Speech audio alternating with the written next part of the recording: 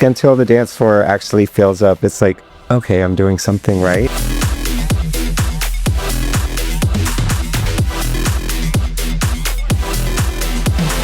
Let the people know. Is it annoying if someone comes up? Yeah, nobody likes that. Don't do it. You might have something in your mind of how it's going to start off. You're like, I'm going to play this and this, and then it's not at all what you expected. Hi, this is Kevin Funk DeCamp. And I'm Trevor Bubblegum Pop Dow. And this is VTV, the definitive podcast for all things LGBT travel, pop culture, and where we share diverse perspectives from members within our community.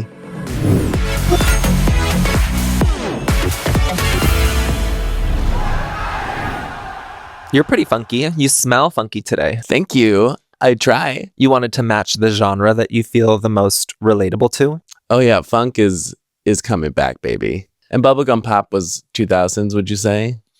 Or 80s? No, bubblegum pop I feel like is 2000s for sure. Okay. Oh, let's do Mount Rushmores of your favorite genre. So who are your top 4 for funk, and I'll do my top 4 for bubblegum pop. I don't know if Erykah Badu fits, but Erykah Badu, Chaka Khan, Prince. I mean, Parliament Funk's got to be up there, and then James Brown.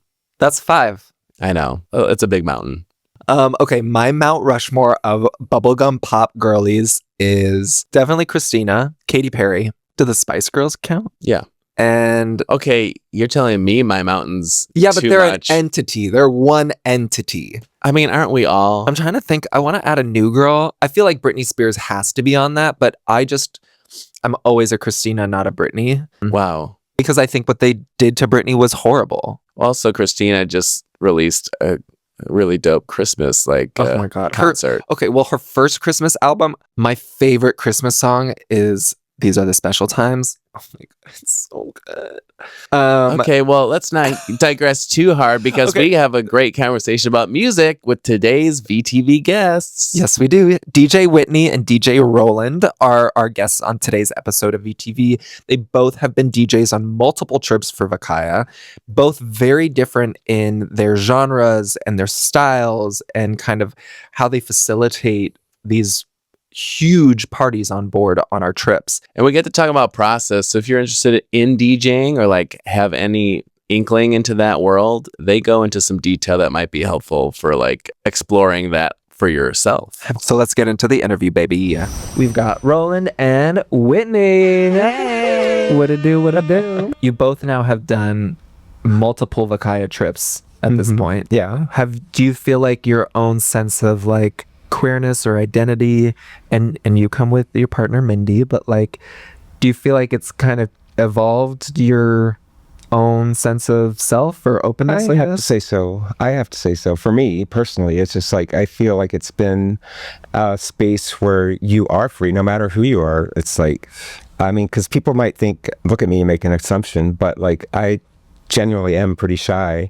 So it's like I feel like this has been a space where I can explore a little more of those things. And I've traveled with a few friends they are all out there. So it's like I don't go quite that far, but it's like I feel safe experimenting with things here. And I feel like I've had that opportunity to kind of explore those sides of me that in my regular space I wouldn't get to. So I'm grateful for that. That's amazing. It's cool. Yeah. I think it's given me more of like, I mean, it is a very welcoming and diverse ship, and I love that everyone, like regardless of how you identify or who you are, you're encouraged to come and you're welcome like with open arms. Exactly.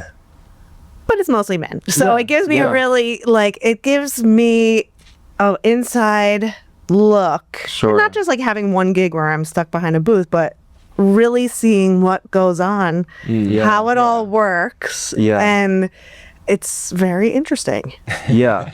So it like I have like a lot more awareness, I think, particularly about like the gay men's community because of experiencing a ship where you have so much openness, which is beautiful and amazing that everyone can do what they want, be who they are, regardless of age or like whatever. Yeah. So that's super cool. But I feel like I'm sort of like an observer. Well, what would you and Mindy get a chance to go on some of these together? What do you like to do? Like, what are some examples of things you like to do on like a On the ship? Vakaya trip? You know, we have connected so much with not only the Vakayans who are, you know, working, but the talent. There's so many amazingly talented people, whether it's fellow DJs, and some of us know each other maybe from, you know, wherever we live, but you meet so many people and it's just been amazing. Like, I've just made so many close friends with people I would have never crossed paths with and like remain friends with them. So I think it's a cool opportunity as someone who's working on the ship to like be able to connect. It like feels like family. Yeah. Because there's so many of us that have done it now like multiple times that you're like, it feels like summer camp. Yes. Yes. You know, you're coming back and you're like, oh, my friends, my family. Yeah. I So look forward to these so much. Like, you have no idea how much I was looking forward to this week. So yeah. Oh, that's so great. Yeah. Yeah, that also brings up a good point of just like, I mean, the goal is to have a space where everyone does feel comfortable and doesn't necessarily feel like a voyeur. So it's how do we Also, that the options are like representative of the vastness of the community. Yeah. there's definitely something for everyone. Oh, yeah. I mean, we like to see the shows. We like to see the comedy. I got really into the piano bar last, and I'm not like a huge theater person necessarily, but at the Vakaya takeover last year in Puerto Vallarta, every night I just ended up at the piano bar just really drunk. And just like Good. When it's all inclusive, you might as well. I know, exactly. I was taking advantage of it. So we were just having such a fun time, and Like singing. just singing, and then like, Okechi would like jump in and start harmonizing, and we're like, bitch, Yeah, you can sing. you can sing. I mean, there's so many talented people that it's just wild. I mean, there's enough guests where you're like, okay, you're familiar, and maybe we don't remember the name right away, but it's like, I know you, and now I'm seeing you in a completely different light, and you're like, oh, okay, And that's the thing, like with the cabaret shows, they're so interactive. Like they always try to get out there and interact with the audience and mingle with people, and it's like it brings the walls down when you're here, and it makes it so much more fun. And like you said, you meet so many people you wouldn't normally come across with that atmosphere. I actually had breakfast yesterday in the restaurant during the drag show, and we were sat at a communal table, which is cool because it's like, you never know. Yeah. And this guy sits next to me, Michael, super sweet, from Pasadena. We're chatting, yada, yada. Very conservative, Okay. Later, I didn't know it was him, but I started DJing, and someone in a sparkle turban and a sparkle cape and like not much else came up to me, a mature guy, and he was like, "It's Michael for breakfast." And I was like, "Oh my God, Michael, you look amazing. Like you really went for it." Yeah. But it was like, oh my, that's transformation. he was dancing in front for like the entire night. What I always say to people is like, it's neat to be in a space for 7 days and get the chance to kind of run into the same people or the opportunity versus like, you can meet someone when you're out for a night out, and I'm sure it's even more difficult when you're a DJ because you're so isolated. Yes. And so when you're talking about cabaret or the comedy and being able to connect with, and it takes a very special skill for a DJ to be able to connect to a crowd without that like verbal or like physical space, like it is a We know. Thank you for understanding us. it is like a telepathic superpower to be able to read a crowd and be able to then compute it all to go, okay, well, how's this changing? How's this flowing? Where do I want it to go? If not this. Yes. And I will say, because it is a diverse group of people, that it is a challenge. Yes. I can't even imagine. It's a different. But if it was a boat full of lesbians, it would be even harder because they're so tough. Oh, really? Yeah, they're really tough. The young gay kids are just as bad. Trust me. Well, but that's where I go. And what's interesting too about this crowd is like, I feel like, and maybe this is going to age me, but like, 20 to 25, the queer experience is much more fluid and broad. It is not just like the lesbians and the gays. Right, the binary. So it's like, how do you appeal especially when you're not getting to like have any sort of real inkling before or during of like, okay, what What is are you this? into? Yeah, exactly. Well, and also everyone's into something different. So something one person loves, the next person hates. And as a DJ, we just have to like learn that that's always going to be the case. And so we kind of have to like find that happy medium. Yeah, it's a And- balance. Yeah. For sure.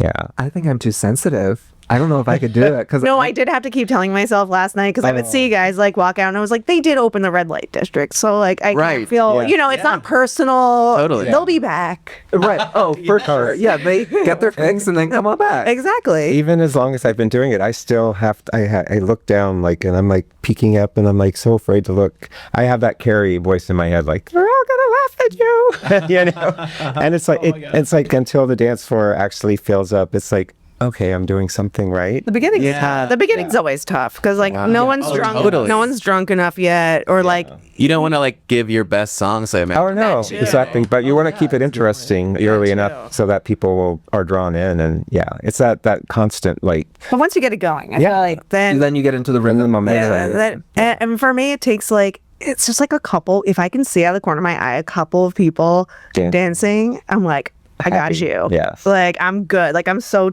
like zoned Yeah, in. you're like, someone is enjoying it, and that makes me able to enjoy it. Exactly. I'm like, at least somebody likes it. Yeah, Besides me. Is there a new way of thinking about DJing? Because there's this like malleability that songs have now. At least this is my experience of like seeing how you can take a song into a program in AI and it will break it into stems. Yeah. And then remixes now are becoming, I feel like, more open to like a variance that hasn't been maybe before. Are you noticing that? Absolutely. Oh yeah. I mean, every year everything's getting more accessible, you know. So people have recording equipment in their house, you know, that's very wallet friendly, and they can make a remix that's like just a bootleg. A banger. Yeah. But maybe it's a banger. I find a lot of like stuff on sound. A lot of it's crap. Yes. Sorry to say, yeah, but you know that's That's all content nowadays because everything and anything. and at least they're someone's trying. They're trying to put something out there and do something. So good for you for even like going there and like attempting something that's not that easy. Right. But like you said, the record labels used to have such control over the artist and like who got to do what with it, and now, like you said, there's all these programs that separate them, and it's almost studio quality. I mean, there's definitely something you can tell, especially when you hear it without the music around it, but it does give it access to people to try different genres with that music. Or a lot of artists release the acapella. Yeah. And so then you can. Then you can get actually do it. that's probably to the point of like Mario. labels are like, well, we can't control it, so we might as well give them what they need. More so they can promotion. make- Exactly. Yeah. Oh my God, yeah. Especially when it's like not a danceable song and then it gets remixed into something danceable. You're like, oh, thank And they're God. like, oh my God, 'Cause who's this artist? You know, it's like then I might it download all their benefits remixes. Do you have certain sets that you're like, okay, I know this will slap no matter what, or is it like, Like a set or a song? No, I guess like a set for a part? Okay. Never. I don't prepare like, oh my God, I'm going to play this and then this and No, this. never. Because it's all dependent on the crowd that's in front of me. Like, Sorry, but real DJs don't do that. yeah. No, but see, You can't, because imagine like you might have something in your mind of how it's going to start off. You're going to play this and this, and then it's not at all what you expected. And it's all incumbent on the space. Like sometimes you picture like the club is going to look like this or this event space is going to look like this, and the shape and the sound doesn't Lend itself to what you thought of. Right. That's so true. And it's like it changes everything in that moment. And then, like I said, the crowd, you may think, oh, I know it's an older crowd. They're going to go for this, this, and this. And you play a couple of those and it's like, oh, it's not really hitting. Yeah, So, can you go into that? What can you explain what that moment is where you're like looking around, being like, I don't know about you, but it's like as a DJ, I'm very, very sensitive to like body language and like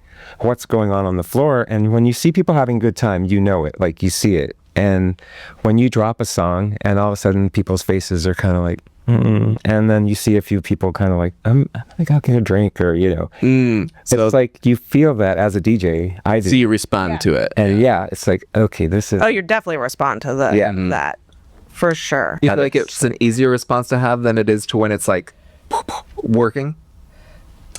Oh yeah. Like when it's working, it's Yeah. you definitely feel it, and you're just like, let's go. and it's like I've got them now. When you get to that point, it's like I've got you now. So now I can. I do have a folder called like weapons, Yeah. or just like cool. must like go to. Yeah. I feel like it's like getting to a Or you're if just, I'm, like, or if I'm like at there that and peak you're like, moment, okay, and I'm like, let's go. exactly. Yeah. So I mean, I don't know how you do it, but I kind of picture in my mind like what it's gonna be. I have so many Vakaya folders at this point. Yeah. It's like ridiculous. But I'll have like daytime Vakaya, like nighttime Vakaya, this, that, the other thing. Because you're curating these as you are just going along with your life, and you're just this would be good. And Prepare them. you have like the I'll prepare. computers in the head. It's basically like a folder. It's a folder that holds, whatever song. So I just name it Daytime Disco. But sometimes things change. Luckily, I have about 100 other folders from this party, that party, and I can revert back. I can look at old histories and be like, I played really well last Saturday. I'm like, let me just see what I played. Yeah.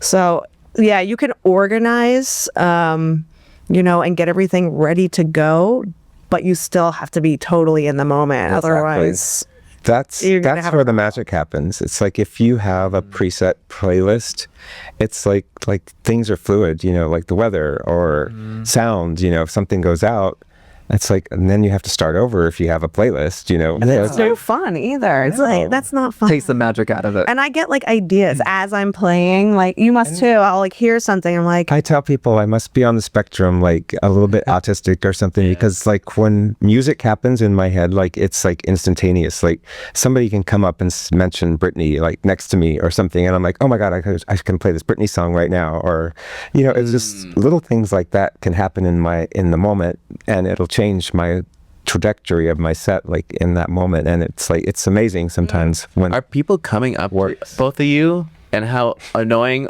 is that? But yeah, let's let the people know. Is it annoying if someone comes up? nobody likes that. Okay. Don't do it. and Don't do it. and don't do the phone thing. Like, Oh no, don't do the phone. What is that? Oh, people like show like, hey, hold he's it you know how that app like know if it I've scrolls ever like seen that. they like please play Bad Bunny. And then they'll try to play it for you. I'm like, I can't hear. I'm listening to three other things right now. The best video I saw, like somebody like was trying to do that, and the DJ took the phone and they went and like changed their language to like Chinese or something. See, that's what you wrote. Yeah, it's I've seen a guy. Did you see this online where a guy has a smoke machine next to him, and when someone comes up, he just presses a button and like blasts them with the smoke.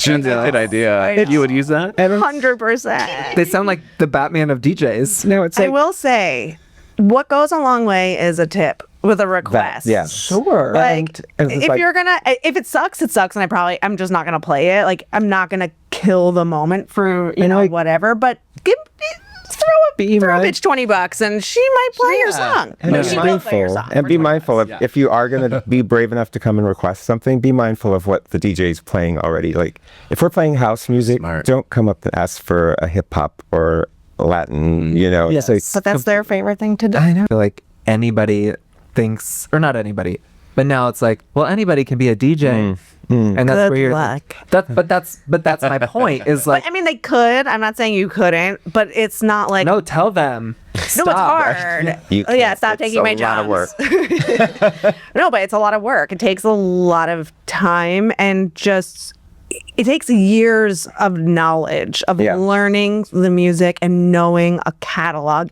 The hardest thing for me, I don't know if this happens to you, but my memory is not so great, and so I'm like, I'll have a song in my head. I'm like, oh, What is it? and I'm like, And you know what I have to do? I have to go through remixer names and like But if stuff you like hear- that. because Yeah. back in the day when it was vinyl, you recognize it by the album art. Yes. But Oh my now, God. sometimes I can't. I have to. The I will like take a phenomenon. screenshot before and like remember to play that. 'Cause that's going into work. That's why like all of my digital files have artwork because I cannot. Does it not, help you? Yes. Oh yeah, yeah. Interesting. I think many people can probably attest to like knowing when like a DJ's not doing a good job. Yeah. And I feel like because of the tangibility now of that, I imagine that's frustrating to be like have like these experiences where people are just like there's no crossfading and it's just like abrupt, and then like the power goes off and they're like, what are you playing? This is crazy. It is. Yeah. It's like, And then you're like, And the, That's why you got to hire me. No, yeah, the basically. train, like Like train wrecks is a like, non-real DJ doesn't understand, like, there's an energy to every song. So, like, when you play one song and you mix into the next one, they should actually kind of hold hands leading into that next energy. right. It's sort of like what you play before and after the current song matter. Yeah. They are like kind of in a context. Sometimes I'll flip a switch and be like, you know what, time to just, but it's intentional, Yes. you know, so, but yes, it definitely when you, but I think, I don't know, can most people hear it? For me, just because the BPM matches, meaning like the tempo is the same of two songs, doesn't mean the key matches. No. Sure. Yeah. Like, There's that. it sounds really And the energy, because like certain songs like are an early energy, like it's like, oh, this is like the time where you're kind of lounging, Or that energy. Or, a daytime song or like a nighttime song. And like some of these DJs, it's just like, inappropriate timing for Yes. us. Yeah. So you do, yeah. Even in now. It's very intuitive. That's what I mean. Circling back, it's like it's and But it takes years, I think, also. yeah. I say I spent probably like 2 or 3 years in the scene, just kind of like taking mental notes when I was at a club or a circuit party or whatever. And like, wow, this like work, like I had that song I never knew, like trying to play these two songs together or whatever, and just kind of taking all these mental notes before I actually started DJing. Oh, I was embarrassed to play out and before I was Right? like good. I did not want to play. I don't embarrass myself. And I was still on vinyl. I don't know about you, but it was like, I remember trying to put the needle on the record. It was just like, and yeah, it was perfect for me when I started because you were always in a dark little corner, and it was like, if they like me, yay, and if they didn't, they can't. Oh, so are you a little anonymous. Are you making that point because now DJs are like Oh yeah, the center stage and like marquee boys and hate girls? yeah. I hate being on the stage. Yeah. Sorry to say. I know I'm like always on the stage. Yeah, I don't like being the spotlight. No, I agree. I like to provide the soundtrack, but I don't want to have to. You don't want to Be be on the stage. entertainment. You want Yes. to just like help and facilitate that space. Exactly. I'm not the focus. What do you want to look at me for? Right. Let's look at each other. I mean, Like, it's interesting when it comes to guess that culture of like, okay, when you're going and seeing a DJ like a Diplo or whatever Totally. perform, Yeah. part of me, I guess that's why I was like, part of me is like, are they just hitting a button? Because Yeah. I know that a lot of these people are just like there because it's they play their own songs, basically. yeah. Yeah. And so it's just like now going through that catalog. Yeah. Yeah. So.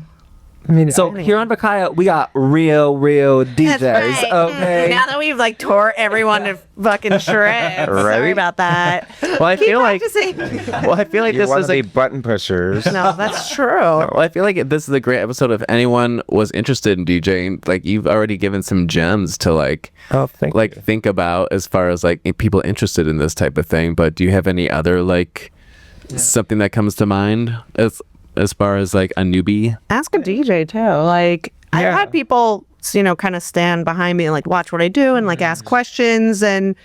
I think you can find someone who's interested, not even necessarily teaching you, but just being there and watching. Like I've learned from watching people like, you did that. Okay. And I cool. mean, don't be afraid to ask like what songs are. Like, I mean, I remember that's how I first started being able to find out where to find music, like at record stores or what the mix was. You Shazammed it. I mean, no, I'm a shameless Shazammer. I will Shazam. That was way before like portable phones.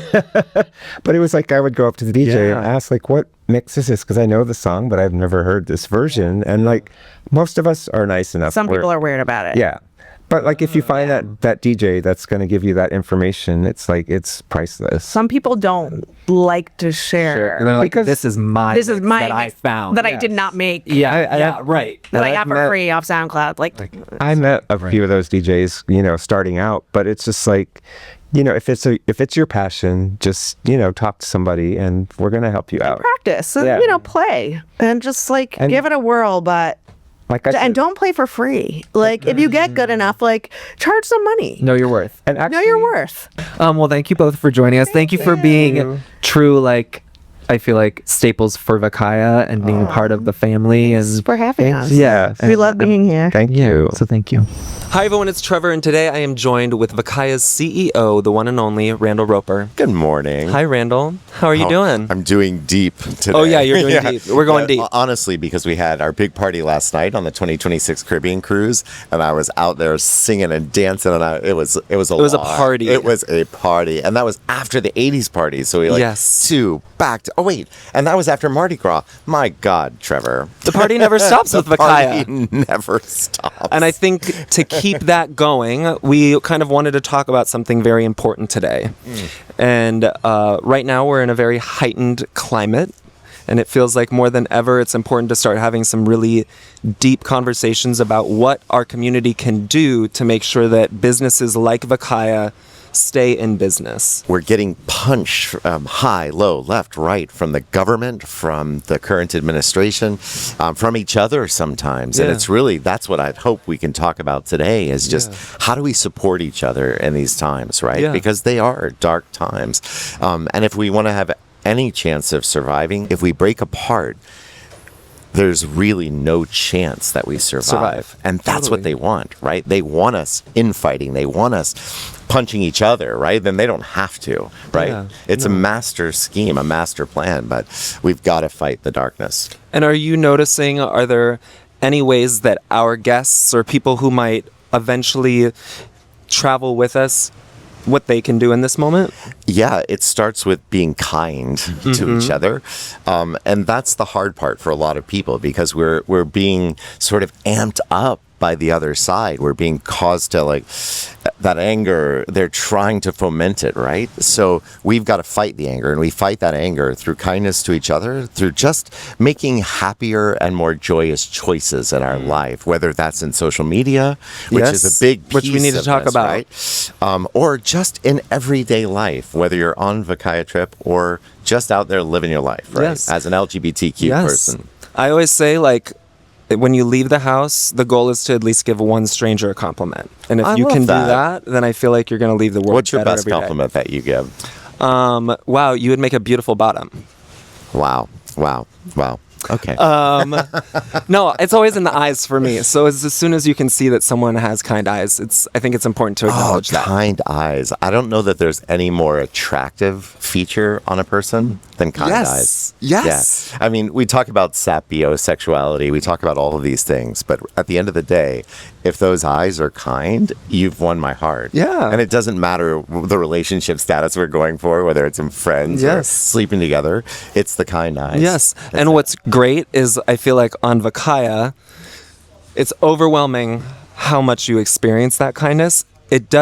What's difficult is that, at least on the internet, in social media, that's hard to translate. And I think that's why on our socials, on the internet in general, whether it's news articles that need to elicit some sort of anger or fear, we lose that. Yeah. And so what would you say is the best practice for our guests to move forward with our Facebook groups, our Instagram? Yeah. Well, there's a reason why Vakaya is starting to migrate away from Facebook in a massive way. And not just Facebook, but all of the Meta products. There is a great documentary called The Social Dilemma on Netflix. I encourage everyone to watch it because it shows how the Elon Musks and the Mark Zuckerbergs of the world are literally, they're heightening the anger.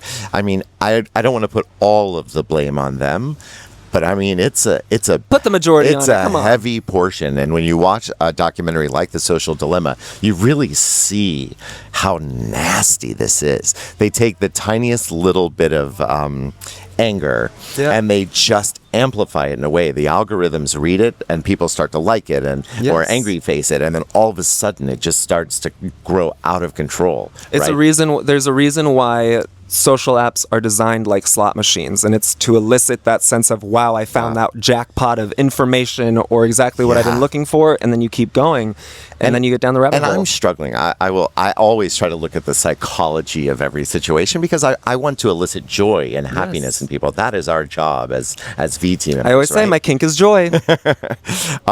But the reality is that one negative comment in social media can literally spiral and really drown out every bit of positivity and happiness and joy.